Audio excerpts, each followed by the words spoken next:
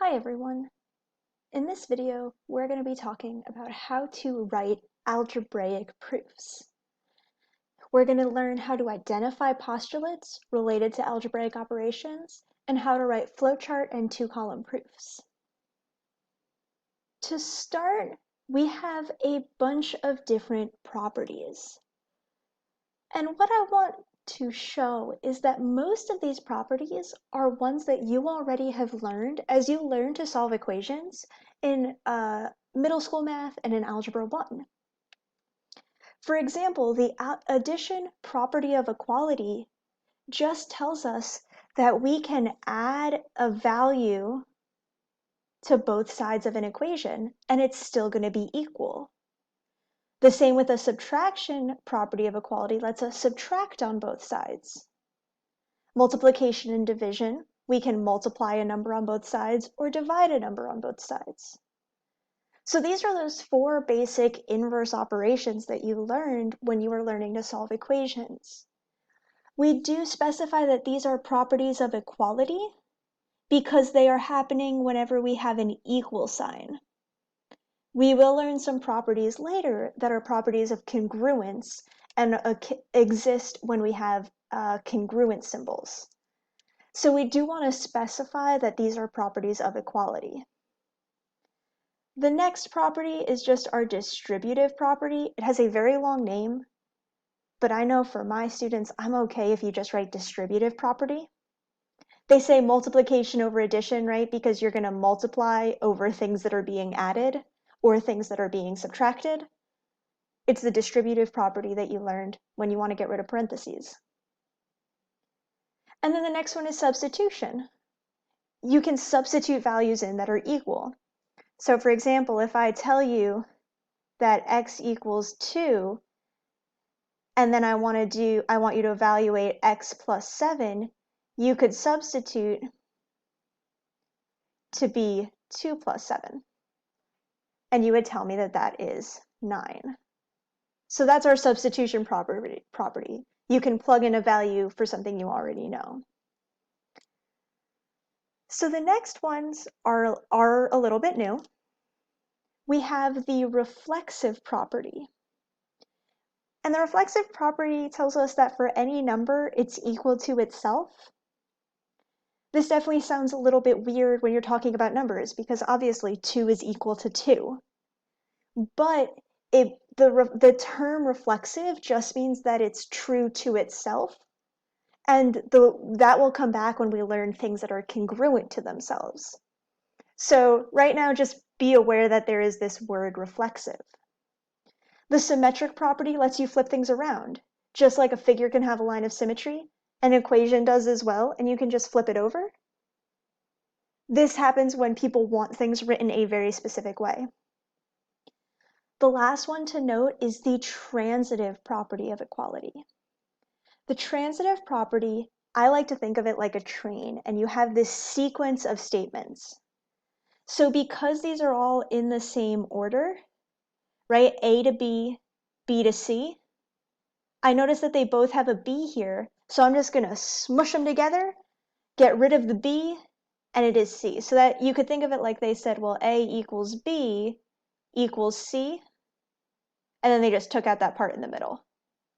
Because we know that if you have two equal signs, the thing on the beginning and the end are equal to each other. Transitive property looks very similar to substitution. My rule of thumb with transitive property is you use it when they are in order, right? So when they are in the proper order that you can just smush it all together, that's transitive.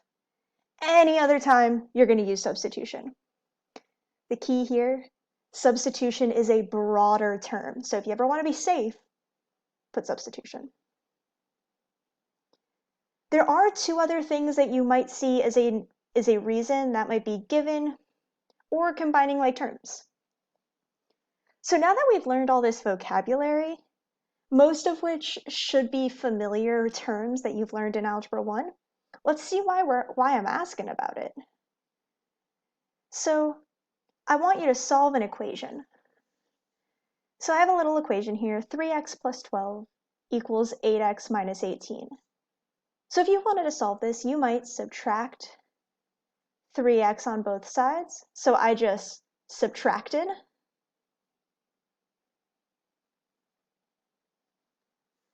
And I would get 12 equals 5x minus 18.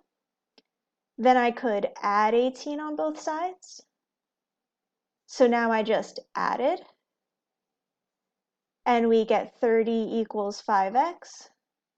No, that's an x, 56. And then I can divide both sides by 5. And we get x equals 6.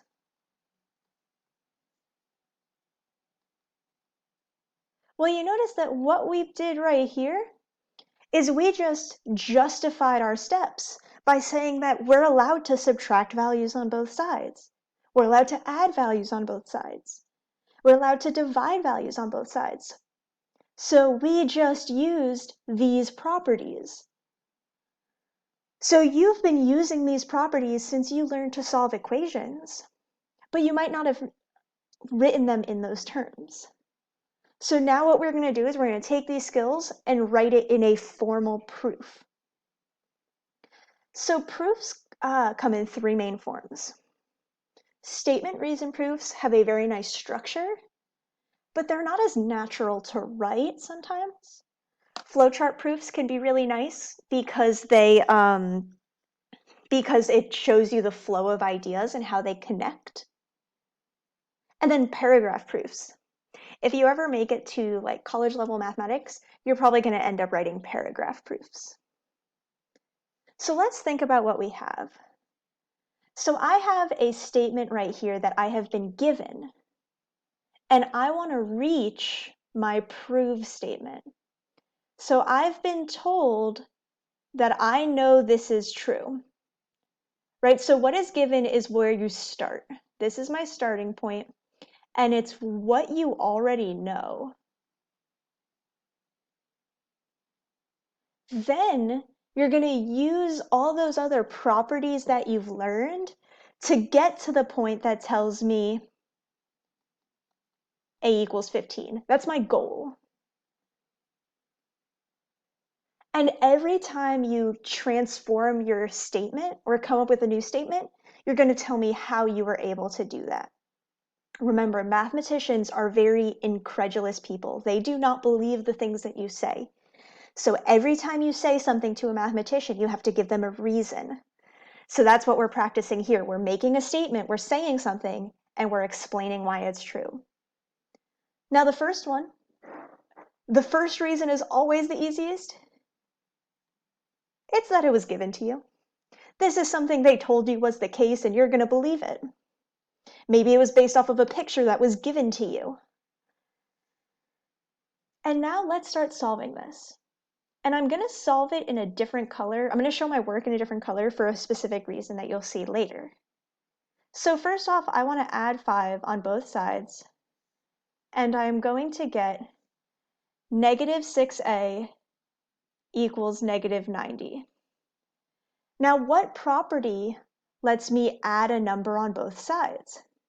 It's my addition property of equality. So I can explain how I did that by the addition property of equality. And then I can divide by negative 6 and divide by negative 6. So what property do you think lets us divide on both sides? It's going to be the division property of equality.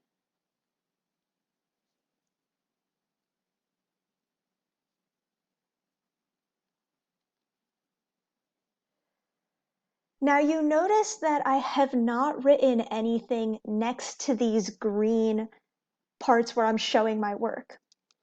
That is because those are not actually part of my proof. They were just me providing evidence. So I could erase those And my proof would just be the 3 lines.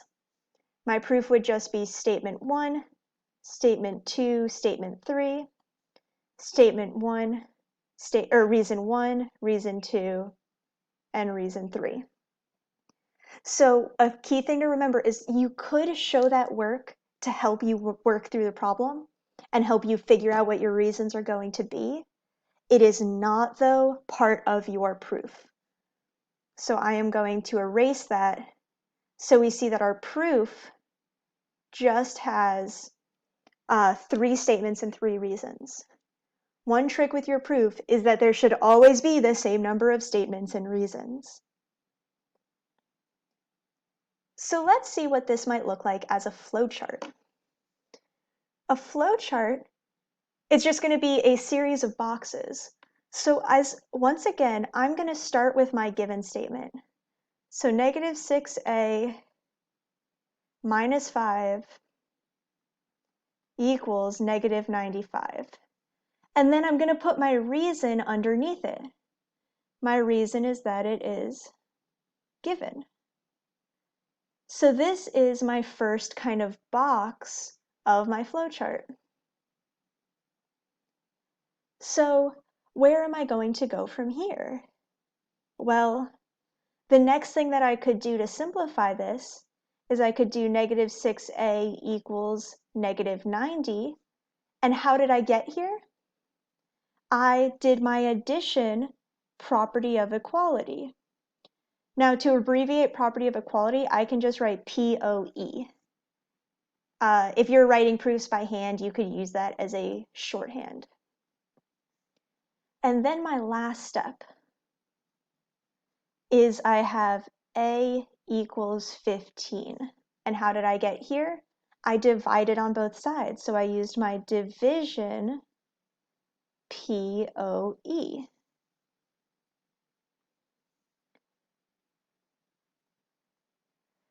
Flowchart proofs can be nice if you know where you're starting and know where you want to end, but aren't 100% sure about the middle. They give us a nice structure to see. And then our final step is our paragraph proof. In a paragraph proof, you are actually going to write a paragraph.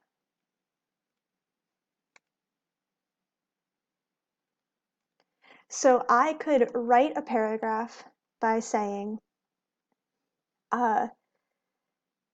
we are given that negative 6a minus 5 equals negative 95.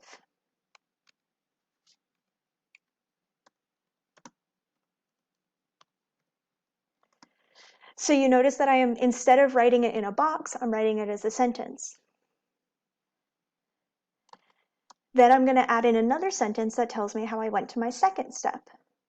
Well, my second step is because of the addition property of equality. So I could say by the addition property of equality,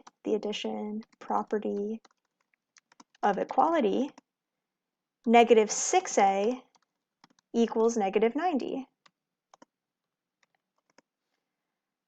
So I've given my reason and my next statement in a sentence. So your goal is to write each block of your flowchart or each line of your proof as a single sentence. Then finally, by the division property of equality, A equals 15. So you notice in each sentence, I have my statement and my reason. Now there are a lot of correct ways to word these sentences. You might say, we know negative 6a equals negative 90 by the addition property of equality. Therefore, negative 6a equals negative 90 by the addition property of equality. You're writing a paragraph, and so you can use your style to write it. There are some examples as your practice problems. I would take a minute to try these and check them versus the teacher notes in the content library. Thank you very much for watching.